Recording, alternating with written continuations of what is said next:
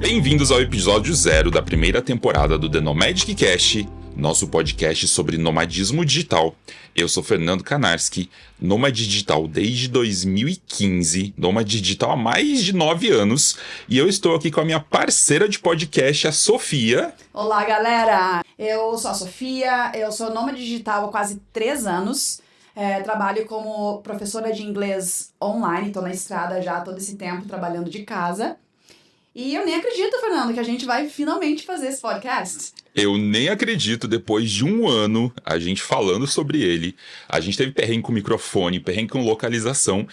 Mas, enfim, tudo deu certo pra gente conseguir gravar. E acho que tem uma grande coisa, né? A gente tá gravando juntinhos, né? E diferente do nosso plano inicial, que era gravar tudo remoto, a gente tá aqui, um diferente pro outro, em Chiang Mai, na Tailândia, a capital internacional dos nômades digitais. E a gente conseguiu, enfim, gravar esse nosso podcast. E aí acho que é legal a gente falar um pouco sobre o que a gente vai fazer nesse podcast, né? Então a gente tá aqui no nosso episódio 0, ou seja, nosso episódio que a gente vai se apresentar, vai contar um pouquinho sobre a dinâmica do podcast, inclusive. Mas eu acho que é legal a gente tentar contar um pouquinho pras pessoas como é que vai ser essa dinâmica. Então você pode contar um pouco, Sofia, do que a gente vai falar, como é que a gente vai fazer, o que a gente vai usar nesses próximos episódios? Claro, então a gente vai falar um pouco sobre a nossa experiência sendo nômade digital, como que a gente começou, como é que a gente faz, como é que é o nosso dia a dia. A gente vai conversar sobre perrengues, a gente vai falar sobre os benefícios de estar na estrada, né, e de trabalhar de casa.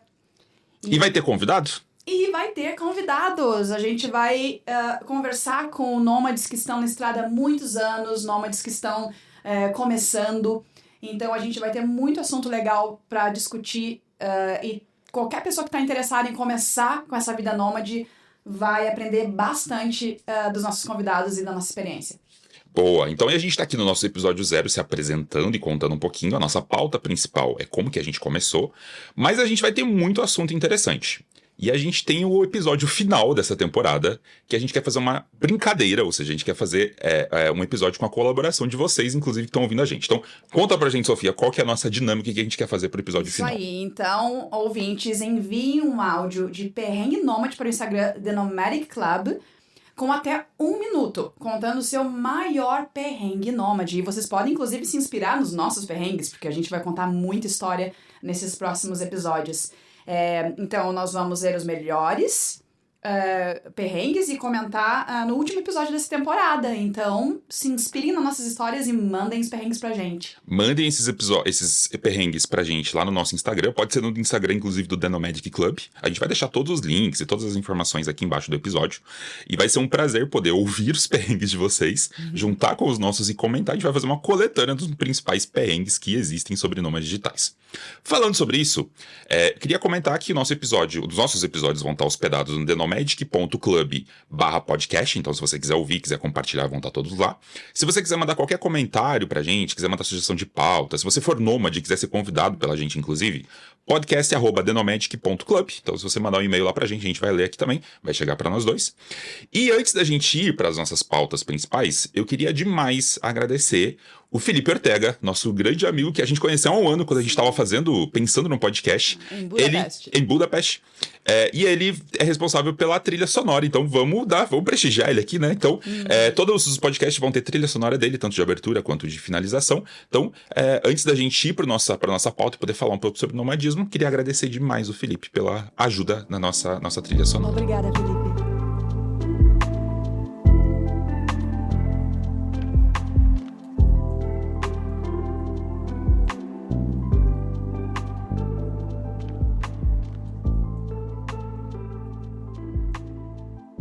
Antes, nossa pauta principal, queria comentar um pouquinho sobre o que estilo de vida é esse, o que é ser um nômade digital, né? Então, para quem ainda não conhece, para quem quer saber um pouco mais, basicamente o nômade digital é uma pessoa que trabalha de forma remota e é livre geograficamente.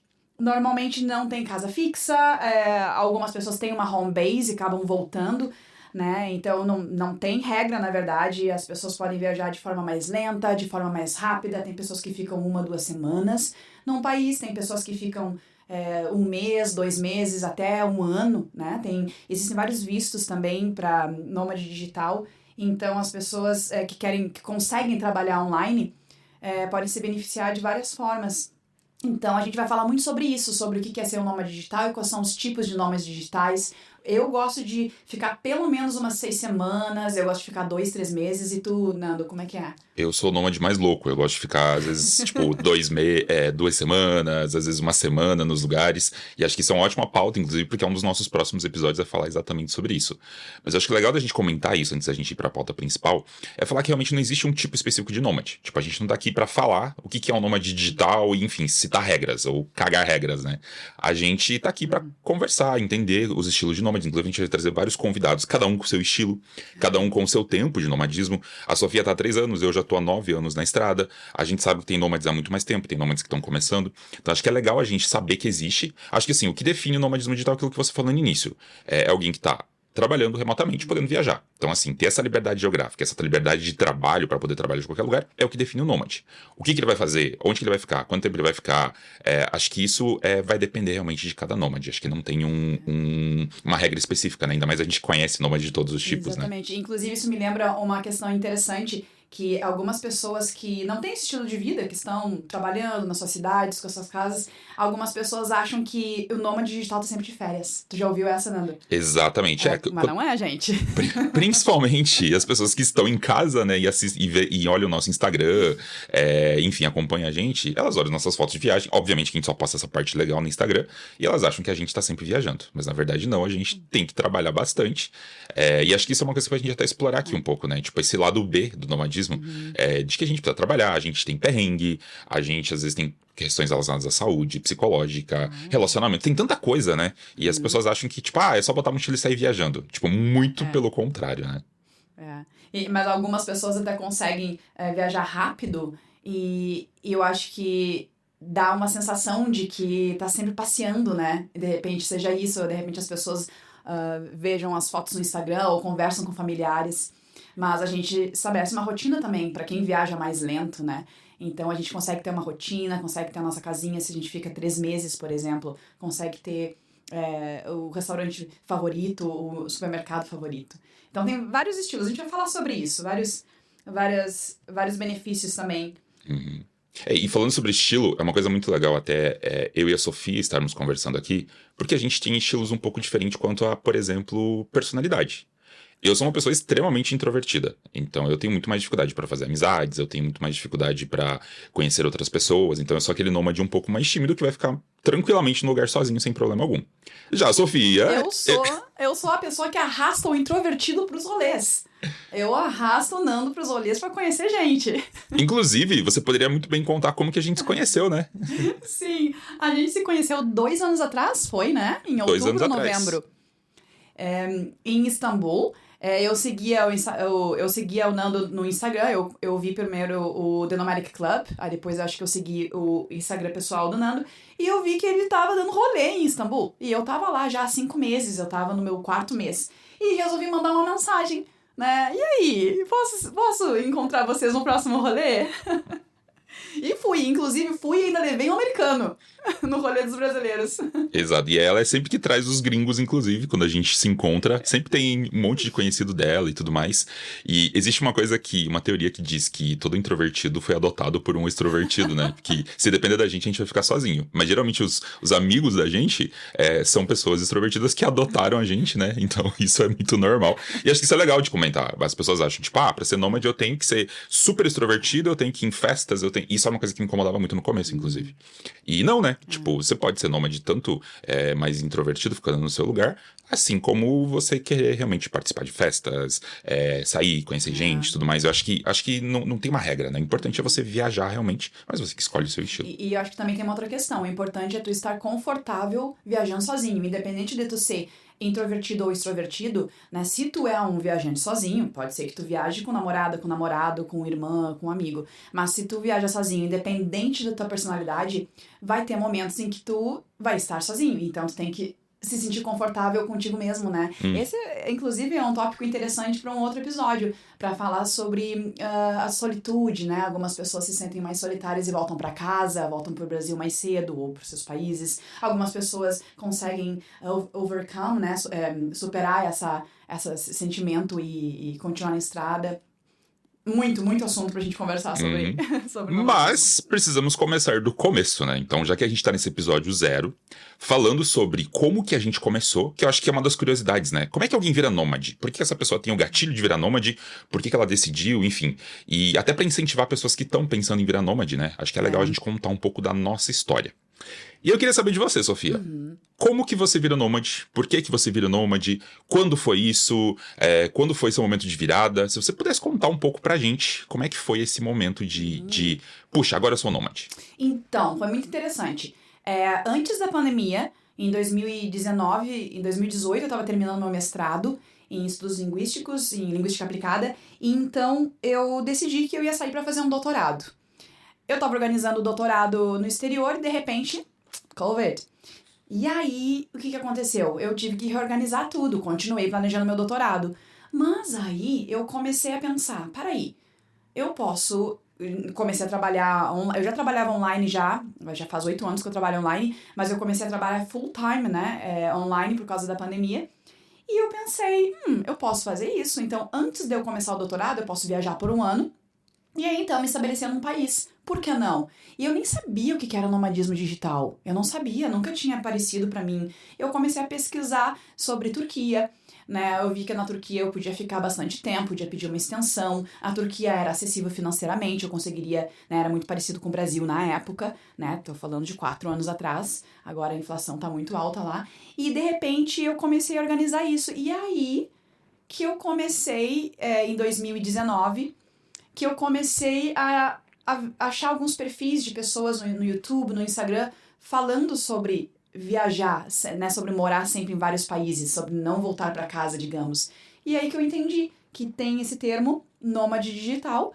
Comecei a organizar, vi que dava para eu fazer isso, consegui me planejar para eu abrir a minha própria empresa. Em dezembro de 2019, me demiti das 2 instituições que eu trabalhava, fui para casa da minha irmã, dei aulas no verão da casa da minha irmã, eu acho que foi aí que eu comecei, né?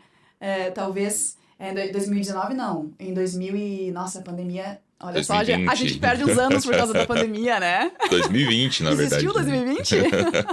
Nossa, não, 2020, 2021, em dezembro de 2021, que eu, né, depois que a gente já se vacinou.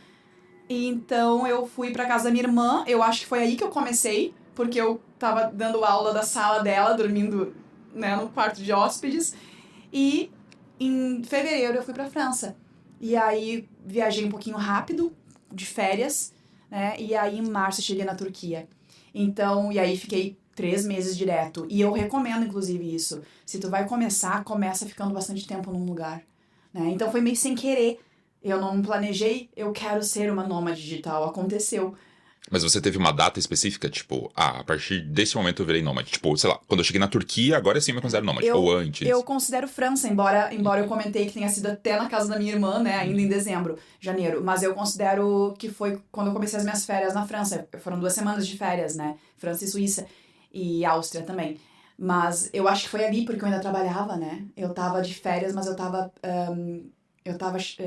divulgando as minhas aulas de inglês online. Então foi em fevereiro, a minha data é fevereiro. Mas e tu tem uma data, né, Nando? Como é que é a tua história? Eu tenho uma data específica, porque o que acontece? 2000, e assim, a história é meio longa, tá? Mas eu vou tentar resumir o mais rápido possível. Mas eu trabalhava numa agência de publicidade, e eu lembro que na Copa do Mundo de 2014, eu estava em Porto Seguro. E lá em Porto Seguro, eu lembro que, como eu era sócio da agência que eu trabalhava, eu tirava algumas fériasinhas não, eu fazia algumas viagens meio que não programadas. Então eu conseguia uma promoção de milhas, alguma coisa assim, e eu fazia uma viagem às vezes de 3, 4 dias, assim, pelo Brasil mesmo, sabe? E eu lembro que durante a Copa do Mundo surgiu uma oportunidade de ir pra Salvador. Se eu não me engano foi Salvador, ou foi Porto Seguro, na verdade. Eu fui pra Porto Seguro, e aí eu estava lá. Era meio que feriado por causa da Copa do Mundo, que sempre, quando tem jogo do Brasil, ninguém trabalha e tudo mais. Mas enfim, eu acabei indo pra lá. E aí eu lembro que eu estava curtindo lá, mas ao mesmo tempo tinha um dos dias que era dia útil, que acho que era uma sexta-feira, alguma coisa assim, e eu tava trabalhando.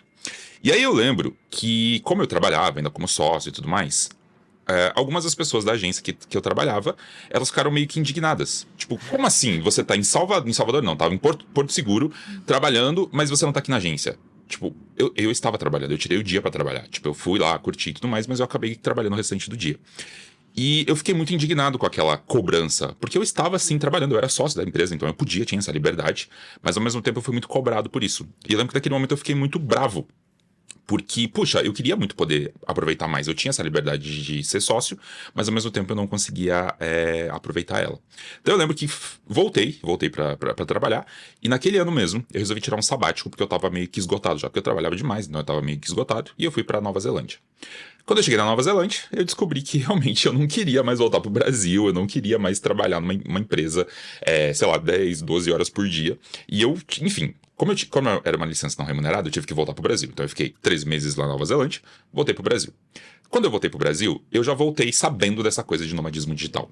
Eu já acompanhava algumas pessoas, já tinha ouvido falar sobre nomadismo digital. Inclusive, existia um casal muito famoso naquela época, que eles tinham um site chamado nomadigitais.com, ou nomadigitais.com.br. E eu lembro de ter lido um manifesto lá no site deles que falava sobre nomadismo digital, sobre a vida de nômade, sobre essa liberdade.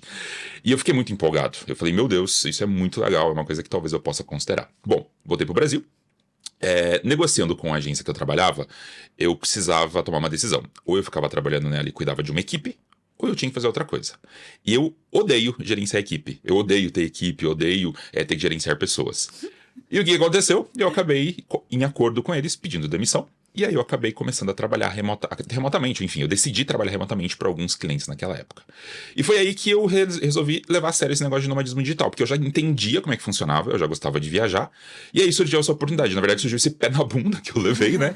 Basicamente para sair da empresa onde eu trabalhava, para poder talvez virar nômade digital. E foi aí que eu resolvi virar nômade. E aí eu lembro que o meu primeiro momento como nômade digital foi quando eu fui pra Miami. Então, assim, eu saí do trabalho numa sexta-feira.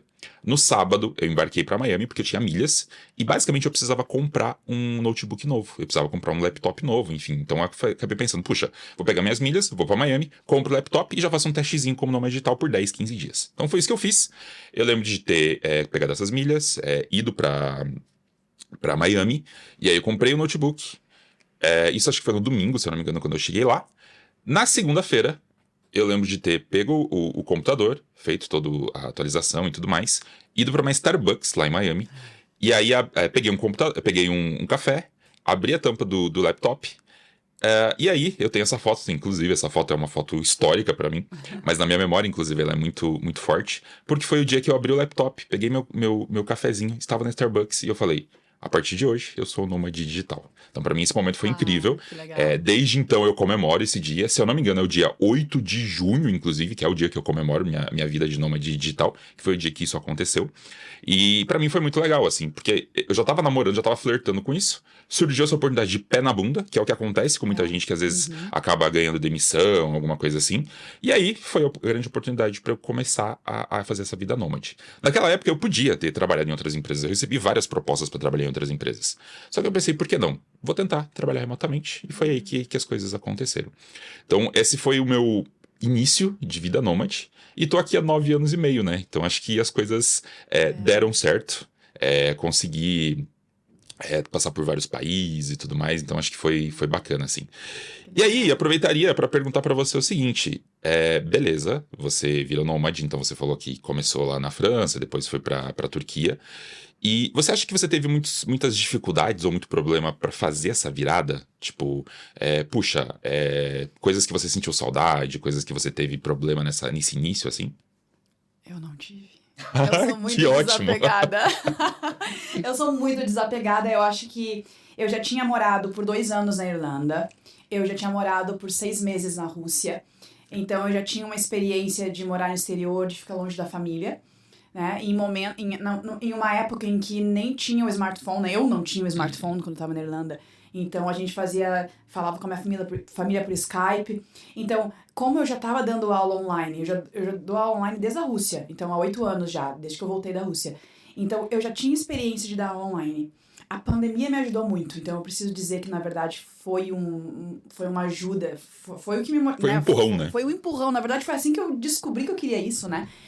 Então, pra mim foi muito fácil, Nando, porque eu já tava dando aula online, então eu vi que dava pra fazer isso.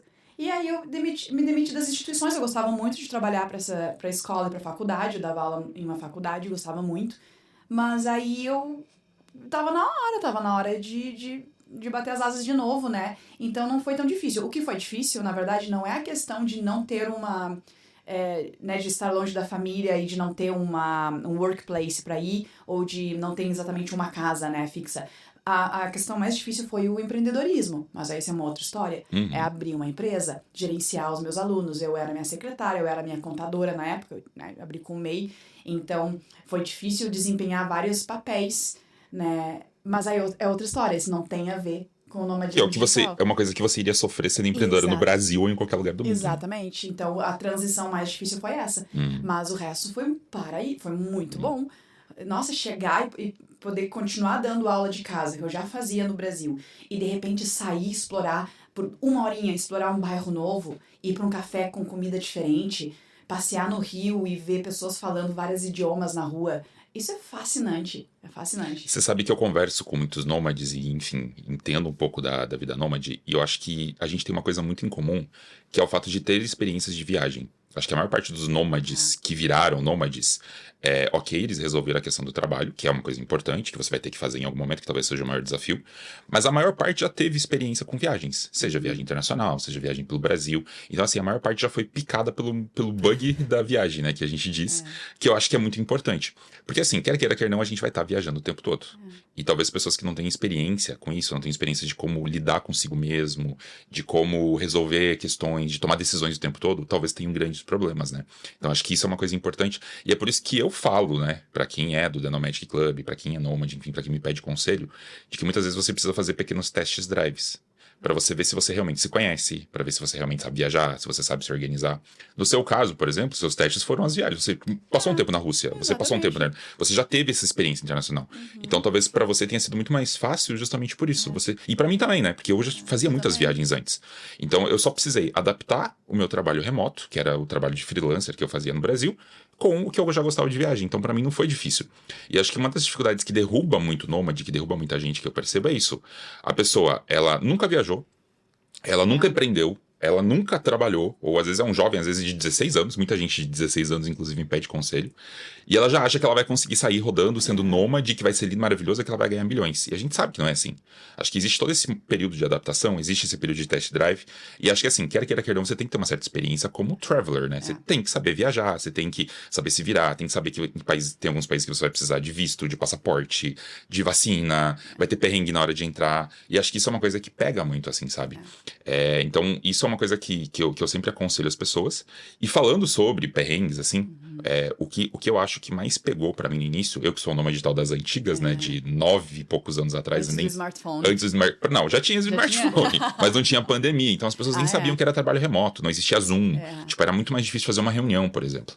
E eu acho que a principal dificuldade que eu tinha no passado, que hoje essa nova geração não tem, é talvez você provar pras pessoas que você está trabalhando remoto. Porque antigamente trabalhar remoto era um mito. Tipo, como assim você tá trabalhando? Como assim você tá na Tailândia e trabalhando?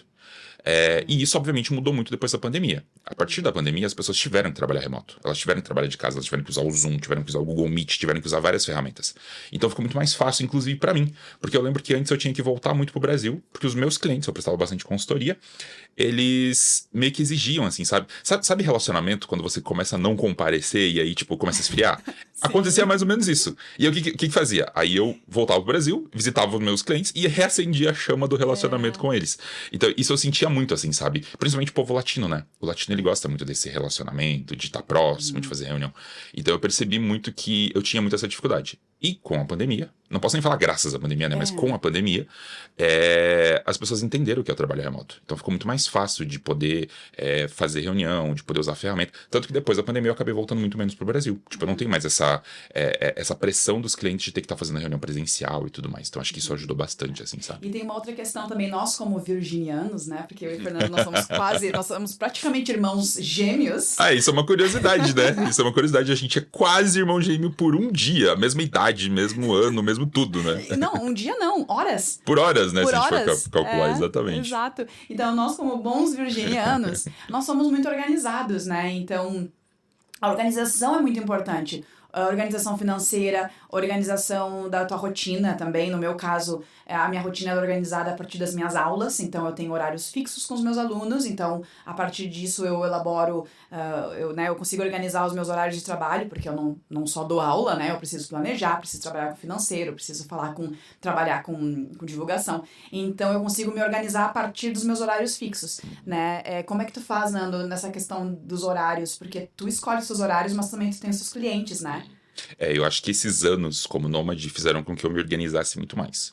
Não tá 100%, tá? Porque sempre tem... A minha agenda ela é complicada, porque eu presto muita consultoria, então eu acabo tendo que fazer muita reunião. Sim. Mas mesmo assim, eu como virginiano, como você fala, eu acabei sendo muito xiita quanto a horário, sabe? Então assim, se eu vou ter uma reunião naquele horário, é naquele horário, não pôde, se o cliente cancelou, já era, eu vou mandar ele pra próxima semana. E outra coisa que eu faço muito para tentar organizar mais a minha rotina é concentrar as minhas horas de trabalho nas terças, quartas e quintas. As horas de reunião, essas horas mais complicadas.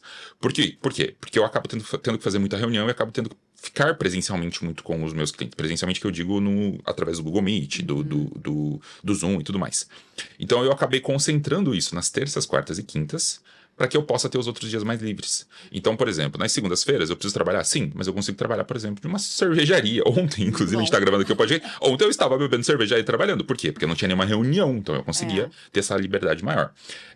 E com isso eu acabo tendo um pouco mais de liberdade, sabe? Então eu trabalho bastante nas terças, quartas e quintas, mas isso me dá liberdade, por exemplo, na sexta, sábado, domingo, segunda, eu consegui aproveitar muito melhor os dias. Então acho que isso é uma coisa que eu fui aprendendo ao longo do tempo, porque assim, as pessoas acham que a gente não trabalha. Ao mesmo tempo, a gente precisa trabalhar pra caramba. Então assim, a gente tem que achar esse meio termo de trabalhar o suficiente pra conseguir ganhar dinheiro, mas ter que descansar o suficiente pra gente conseguir aproveitar os destinos, né? Porque senão perde a graça ficar viajando, né? Exato, e falando em destinos, isso me lembra uma outra questão também. Os destinos, as nossas escolhas. Muita gente me pergunta isso. Até pararam de perguntar esse ano.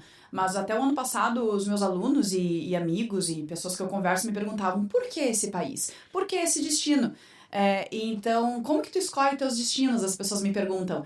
E é interessante porque o ano passado todo eu estava na Europa. Eu só fui para a África do Sul no final do ano e eu gastei muito na Europa, né? Então o que entrou saiu, porque a Europa, convertendo, né, com a queda do real, é uma fortuna para gastar lá, né? Então eu tive as minhas razões para estar na Europa e agora a gente tá na Ásia, né? Então a gente se encontrou aqui.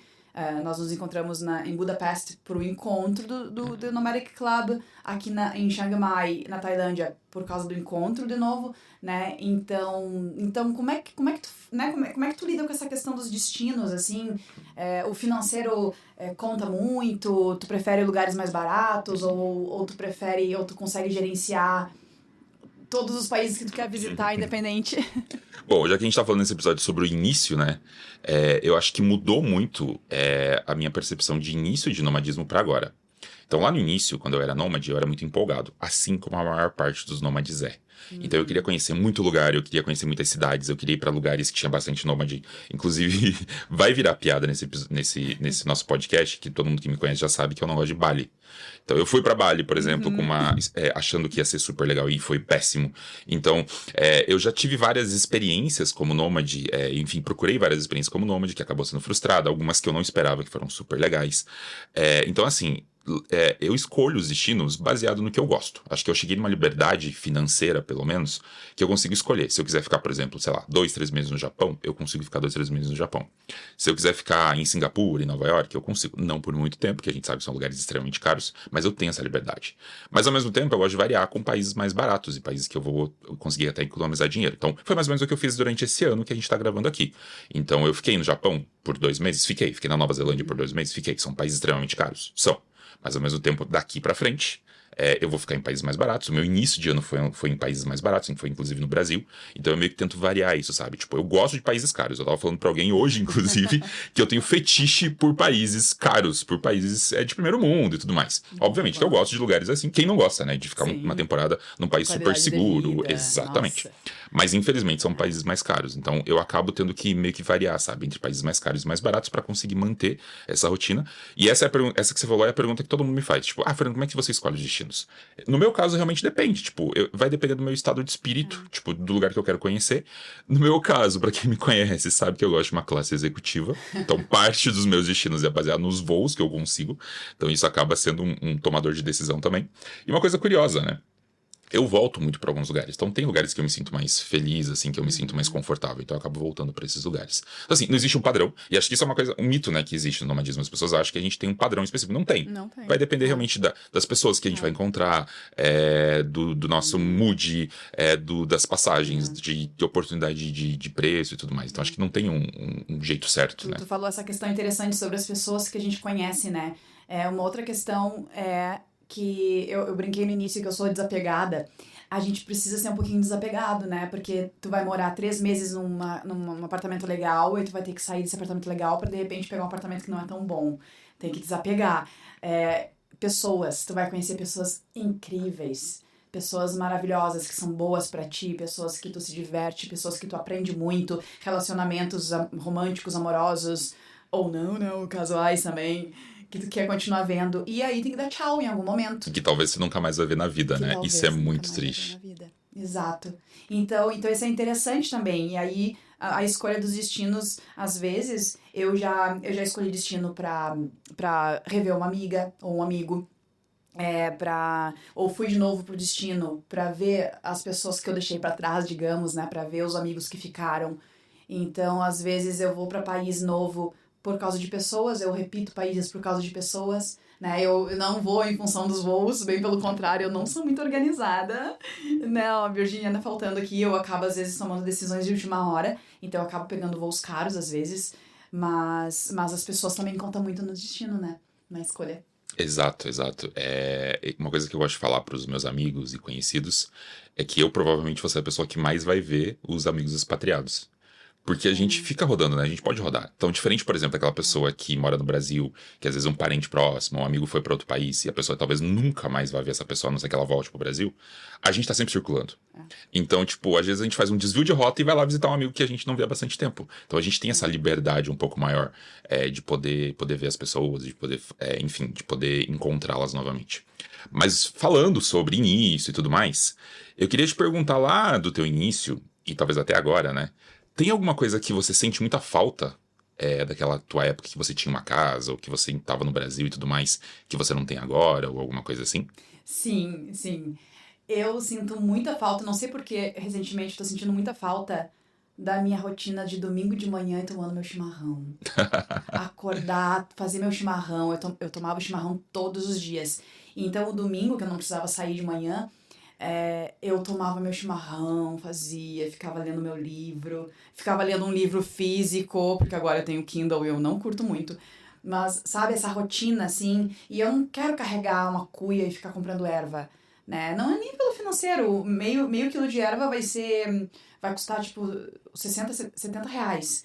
Tudo bem, às vezes até a gente paga outras coisas, esse valor para outras coisas, mas, precisa ficar, né, carregar a cuia, carregar a bomba, não sei, eu ainda não... E até porque a erva talvez seja uma das coisas mais complicadas de se explicar no customs no aeroporto, né? Tipo, é um negócio verde, num bloco, isso pode dar problema, sabe, se você carregar, então... Gente, se vocês viajam com erva mate, vocês não dizem que vocês têm herb, pelo amor de Deus, e não dizem que vocês têm uma bomba, né? Não é bomba, não é erva, não é herb. E existe uma regra pra erva mate, inclusive, se você transportar, ela tem que estar selada. Ela não pode estar pacote, tem que estar a vácuo, exatamente, senão você não pode transportar. Então, assim, pode transportar? Pode. Se você transportar um volume grande, pode pegar no raio-x e podem achar que é outra coisa. E aí você pode ter que explicar. Principalmente em países mais rígidos, como, por exemplo, uma Indonésia, uma Filipinas, que são países bem rígidos quanto ao controle. Você pode ter problemas bem sérios. Até você explicar o que é essa erva de chimarrão, você vai ter problemas, né? Então, isso pode ser um problema. E tu, Fernando, o que tu sente falta do Brasil? Você sabe que depois de 9 anos e meio viajando como nômade, eu sinto saudade da coisa mais básica que eu tinha no Brasil, que era ter uma casa. A gente como nômade, a gente tá pulando o tempo todo de lugar, a gente tá o tempo todo mudando, e a gente tem limitações de peso, a gente tem limitações do que a gente pode carregar. E toda vez que eu vou pra alguns países, alguns lugares, principalmente quando eu vou naquelas feirinhas que tem quadros, que tem objetos e que tem coisas legais, eu começo a sentir um pouco de saudade de ter uma casa, de poder guardar as minhas coisas. Então, assim, não é necessariamente uma saudade do Brasil, mas é uma saudade da minha vida antiga, de ter uma casa, de poder ter meu cantinho, poder ter um lugar para voltar. Eu te diria que depois de 9 anos e meio, quase 10 anos, isso começa a fazer falta pra mim. Não é uma coisa que faz falta o suficiente pra eu parar de viajar, porque eu poderia simplesmente parar de viajar e Aham. acabar com a minha vida nômade. Então eu ainda prefiro ser nômade. Mas talvez seja uma das principais coisas, sabe? Tipo, poder ter um monte de bugiganga, poder ter um monte enfim, ter o meu canto pra guardar as coisas, receber os amigos e tudo mais. Acho que isso é uma coisa que eu sinto um pouquinho de saudade. Embora a gente vá falar sobre o que a gente carrega de estranho na mala, você já falou que você não carrega uma cuia, que eu acho um absurdo É. falar não carregar isso. Mas eu carrego um monte de bagulho que eu acho interessante pra tentar pelo menos me sentir em casa. Mas enfim, isso é assunto pra depois. Exato. Mas agora tu comentou, a gente pode falar sobre isso no outro episódio, mas tem uma solução para esse sentimento, né? Eu conheço vários nômades que têm uma home base. Claro, para os nômades que são da Europa, fica fácil voltar, ficar 1, 2 meses fora e voltar. Mas eu conheço vários nômades que têm, só que aí tu tem que ter né? Tu vai ter que gastar com a casa e tu vai ter que gastar com os teus aluguéis quando tá viajando, né? De Airbnb. Então, essa é uma questão que me perguntam. Nossa, mas não é mais caro tu ser nômade? Não gasta mais? Não vou gastar mais, porque dependendo de onde tu mora no Brasil, tu vai pagar 3 mil reais de aluguel, né? Aí se eu tô aqui na Ásia, eu vou pagar 3 mil de aluguel aqui também, eu só substituo, né? Então se tu vai ter uma home base e continuar viajando, aí sim, vai ser mais caro, né? E acho que esse é um mito até importante da gente falar. Ah, quer dizer que pra eu ser nômade digital eu tenho que largar absolutamente tudo, tenho que me desfazer de tudo e sair viajando? Não necessariamente. E eu sou muito a favor, inclusive, de quando você quer começar a ser nômade, quando você tá nessa fase de transição, enfim, você fazer testes e você ainda manter sua casa no Brasil, sabe? Não é errado, tipo, você ter um lugar pra voltar. Seja a casa dos seus pais, seja o seu próprio apartamento, seja a sua casa. Seja no Brasil, seja em qualquer outro lugar. Você pode, tipo, sei lá, a gente tá aqui na Ásia, por exemplo, tem muita gente fazendo o movimento de comprar apartamento aqui na Tailândia, que tem algumas possibilidades, ou comprar um apartamento, por exemplo, na Malásia. Então, assim, você pode ter uma home base em outros lugares. Não é obrigatório você sempre estar com uma mochila debaixo do braço e não ter mais casa pro resto da vida pra você ser nômade. O que é importante de ser nômade é você ter a flexibilidade de poder viajar pra qualquer lugar e trabalhar remotamente. Agora, se isso vai ser por 6 meses no ano ou se vai ser o ano inteiro, não interessa, sabe? O importante é você ter essa liberdade. Então eu não julgo quem tem uma casa. Muita gente me pergunta assim: ah, Fernando, eu viajo 6 meses por ano, mas eu ainda tenho uma casa no Brasil, eu sou nômade? Eu falo que a polícia do nomadismo digital aqui fala que sim. Claro. Se você tem essa liberdade, você pode sim se considerar um nômade digital. O que talvez não pode é você realmente, tem que ficar o ano inteiro no Brasil, trancado em casa, trabalhando home office. Aí você é um home office. Você é um trabalhador remoto, mas você não chega a ser um nômade digital. Acho que para ser nômade tem que ter essa A liberdade, né? liberdade geográfica. Eu tive essa conversa com algumas pessoas de outros países, com uma venezuelana que mora na França, com uma americana que tá na estrada, que nem a gente. E essa venezuelana que tem a home base na França, mas viaja muito pela Europa, porque, né, que eu comentei, é perto, ela não se considera uma nômade digital. E foi muito engraçado. Eu conheci ela num projeto de co-living na Itália, muito legal para nômades digitais, e ela tava lá. Mas ela dizia, eu não sou nômade digital. Mas eu acho que ela é. Amiguinha, tu é. Mas ela não quer usar esse rótulo. Tem pessoas que não usam rótulo, mochileiros. Detalhe, ela trabalha online, né? Essa é a questão. Ela trabalhava lá do apartamento dela da Itália, curtindo a Itália, e voltava pra França, né? De tempos em tempo. E ela não acha que ela é. Mochileiro que trabalha online também, né? Tem mochileiro que não diz que não gosta de usar o rótulo, né? Que não gosta, mas né? Pensando na descrição. Se você tá trabalhando remotamente e tem essa liberdade de viajar, você é um nômade digital, pelo nosso conceito, pelo conceito do livro lá, inclusive, lá das antigas, quando cunhou esse termo, é basicamente a pessoa que tá trabalhando remotamente de qualquer lugar do mundo. É isso, ser nômade digital. Agora, se você vai ser no perrengue, como, por exemplo, eu acho que é o mochileiro, que tem um pouquinho mais de limitações, ou vai ser um bom vivan, como eu falo lá no The Nomadic Club, que vai poder pegar apartamentos mais legais, andar de executivo, seja lá como for. Não importa. O importante é você realmente seguir esse conceito de estar trabalhando remotamente em qualquer lugar do mundo. Seja pulando de cidade em cidade também, seja você ficando às vezes em 2, 3 lugares durante o ano só. Mas você pode sim se considerar um nômade digital, né? É isso aí. Então, a gente falou bastante da gente, né, Fernando? Acho que deu pra gente mostrar pro pessoal um pouquinho do que a gente pensa sobre esse estilo de vida, sobre né, o nosso estilo de vida, né, que é diferente, um pouco parecido, um pouco diferente, um pouco... E então, como um episódio introdutório, acredito que a gente conseguiu contar um pouquinho da gente. Exato, acho que pra encerrar esse episódio, tem algumas coisinhas aqui que a gente já pode ir falando, que a gente vai ter também nos próximos episódios. Mas antes disso, já que a gente tá falando aqui da nossa história como nômade, eu tenho uma pergunta polêmica aqui, que talvez você não tenha a resposta, mas eu acho que é uma pergunta que faz bastante sentido com esse episódio. Que é o seguinte, a gente tá aqui então nômade, a gente tá contando a nossa história nômade, eu tô nômade digital há 9 anos, você tá mais ou menos 4. Você acha que tem uma validade o nomadismo? Boa pergunta. Eu acho que não. Eu acho que é só questão do nosso estado de espírito, das nossas prioridades, dos nossos desejos. Por exemplo, como mulher, talvez a validade seja o momento em que ela quer ter filhos, então ela precisa parar em algum lugar, né? Então, eu não acho que tem não, porque eu conheço nômades digitais que têm 60 anos e estão viajando, né, trabalhando, né, os que trabalham ainda, porque tem os aposentados. Então, a minha resposta, né, claro, totalmente individual, é que não, que só vai ter se tu quiser que tenha. Exato, eu acho que assim, enquanto você estiver se sentindo feliz e saudável, enfim, acho que não existe, nômade digital é por 3 anos, 5 anos, 10 anos. Eu me fazia muito essa cobrança no início, tipo, eu vou ser nômade digital pelos próximos 2 anos e depois eu vejo o que eu faço. Aí depois eu aumentei pra 3, depois pra 5, depois pra 7, agora eu tô chegando nos 10. Eu me botei um prazo de 10 anos pra começar a reavaliar os planos, mas eu já estou considerando pelo menos mais uns 3 ou 4 anos pra frente. Óbvio que talvez aquele Fernando que começou a ser nômade digital lá atrás, todo empolgado pulando de país em país, já não é o mesmo de agora, que talvez queira ficar mais tempo nos lugares. Exatamente. Mas acho que a gente vai mudando, mas acho que o conceito de ser nômade acaba sendo o mesmo, que é poder trabalhar remotamente em qualquer lugar, seja 2 dias em cada lugar, ou seja 2, 3 meses em cada lugar, eu acho, né? Exatamente. E aí, tem uma pergunta que a gente vai fazer toda vez que tiver convidados aqui.